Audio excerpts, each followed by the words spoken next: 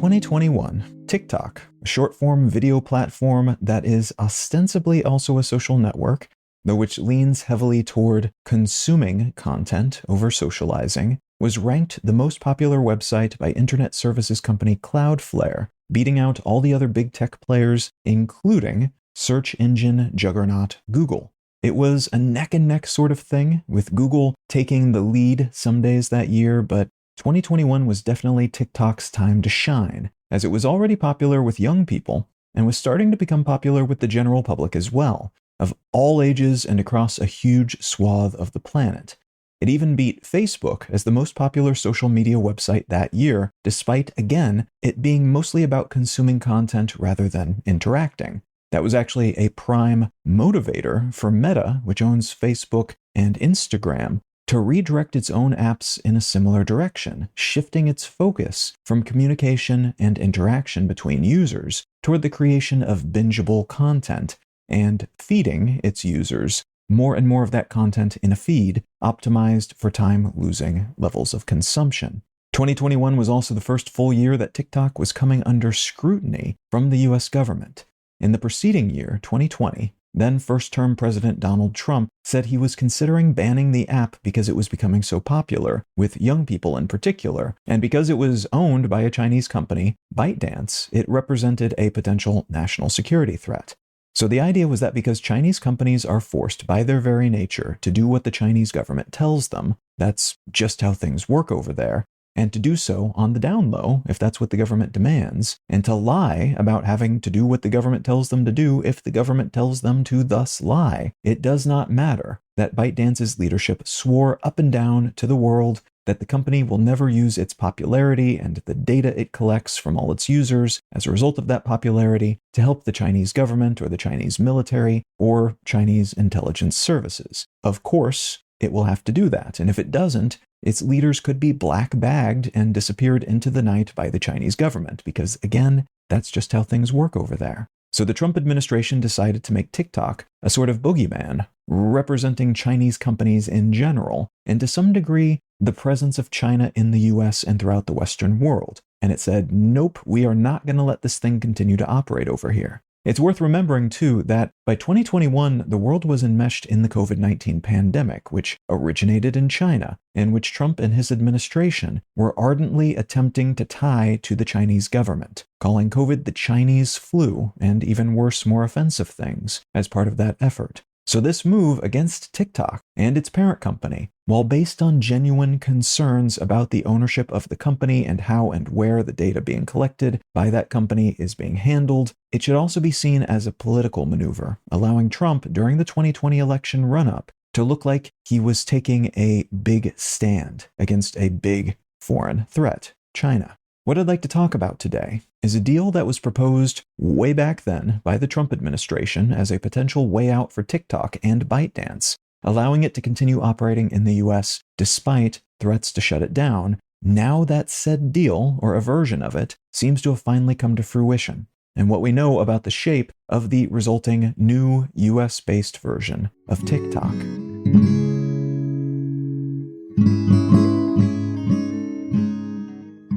You're listening to Let's Know Things. I'm Colin Wright. I'm able to keep this show ad-free because of support from listeners like you. If you're finding value in what I'm doing here, consider becoming a paid supporter for the cost of a cup of coffee each month at letsknowthings.com. And as a thank you for your helping me keep this show solvent, you'll receive an additional bonus More Things episode each month. All right, let's get back to the show. On January 18th, 2025, TikTok stopped working in the United States. It voluntarily suspended all services in the country in the lead up to the implementation of the Protecting Americans from Foreign Adversary Controlled Applications Act, which was passed by the US Congress and signed into law by then-President Joe Biden in April of 2024. This law gave social networking services controlled by quote-unquote foreign adversaries 270 days with the possibility of a 90-day extension to divest themselves so that they are no longer considered foreign adversary owned. This law was almost exclusively aimed at TikTok, and the idea was that TikTok in the US would no longer be able to legally function following that deadline if it was still owned by a Chinese company. And China, for the purposes of this law, had been labeled as a foreign adversary. ByteDance could keep TikTok in the US going if it sold a majority controlling stake of its US-based assets to non-adversary owners,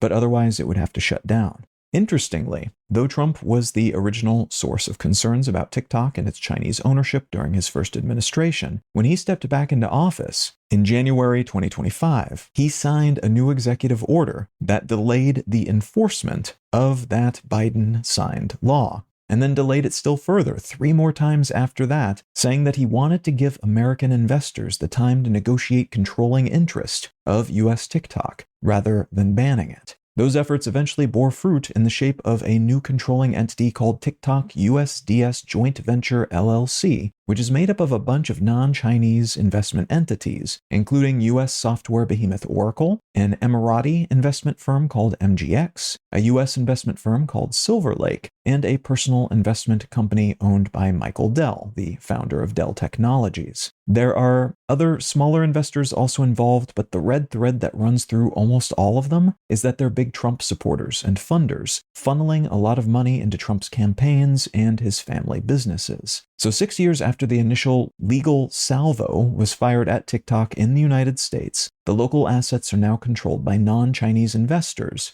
though the original Chinese owner, ByteDance, still owns just under 20%, compared to about 15% apiece for Oracle, MGX, and Silver Lake. The company's new board is majority run by those investors too, which means it is majority run by ardent Trump supporters. We don't yet know what effect this will have on the content within the app, but under full Chinese ownership, topics related to democracy, Tiananmen Square, and the LGBTQ community, among others, were significantly downgraded in the algorithm, ensuring they were seldom shown to anyone, which in turn disincentivized content that those owners didn't like, while incentivizing content that was pro-China and pro-Chinese government priorities, because those were shown to more people. It's considered to be likely by analysts who watch these sorts of maneuverings that the same will probably be true of this new entity, but for and against subject matter that the Trump administration is for and against, which raises the possibility that the new US TikTok, while superficially the same as the previous US TikTok, will slowly go the way X, formerly Twitter, has gone under Elon Musk, which was dramatically pushed in a new direction under its new owner,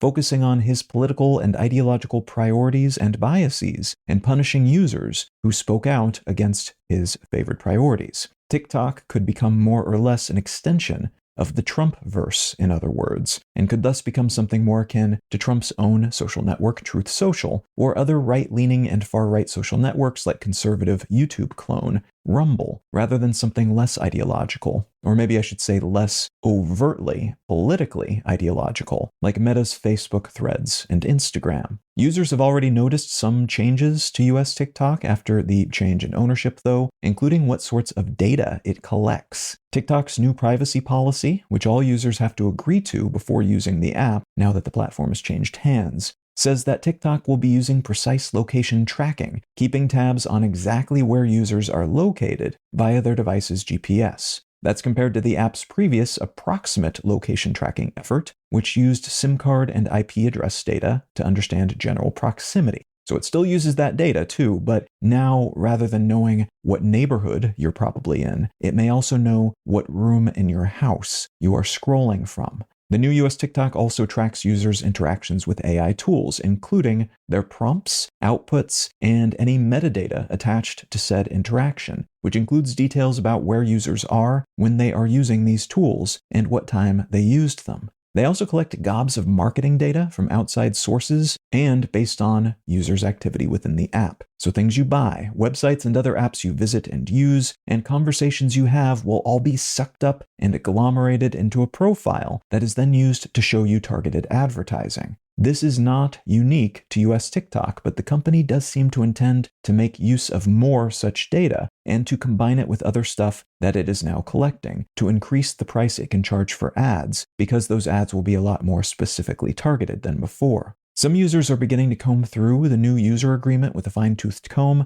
noticing, in addition to those aforementioned major changes, that the company also reserves the right to collect information about your physical and mental health, to use identifying information in the videos and images you might share, and information gleaned from people and their identifying characteristics in images and videos, which among other things allows them to collect biometric data, which usually means eyes and faces and walking gait and things like that, to differentiate and track people across this content. They can keep tabs on your sex life, your sexual orientation and gender, your drug usage, your ethnic and racial origins, your citizenship and immigration status, your financial situation and related information. All sorts of stuff is collected, and they say in the privacy policy and user agreement that they intend to gather and store and cross-reference this kind of information whenever possible. Again, much of this is not novel, as social platforms are gobbling up all sorts of stuff about their users all the time, mostly to refine their ad placements because that allows them to charge advertisers more for better targeted placements over time. That said, because of the nature of the group that now owns US TikTok, and which is making executive decisions about it, including potentially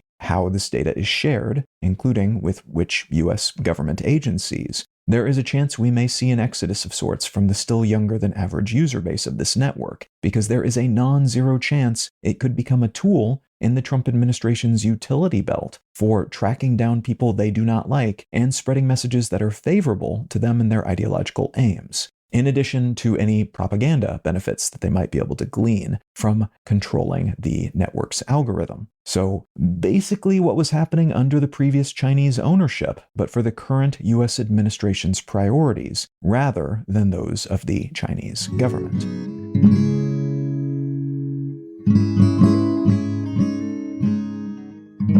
The book I'd like to recommend today is called Rewiring Democracy: How AI Will Transform Our Politics, Government, and Citizenship by Bruce Schneier and Nathan Sanders. This is one of many books I've read recently about AI and its potential implications beyond the direct tech and financial and economic world, and it contains some really interesting speculation about how the nature of things like democracy and governance and society and our sense of citizenship and what citizenship even means could change as a consequence of the broader application and increasing potency of these sorts of tools. Now, all of this is very speculative right now, but I do think that it's a good idea to understand some of the potential implications if some of the more optimistic or pessimistic, depending on how you look at it, forecasts turn out to be true about this type of technology. Now, if any of that sounds interesting to you, consider picking up a copy of Rewiring Democracy by Bruce Schneier and Nathan Sanders.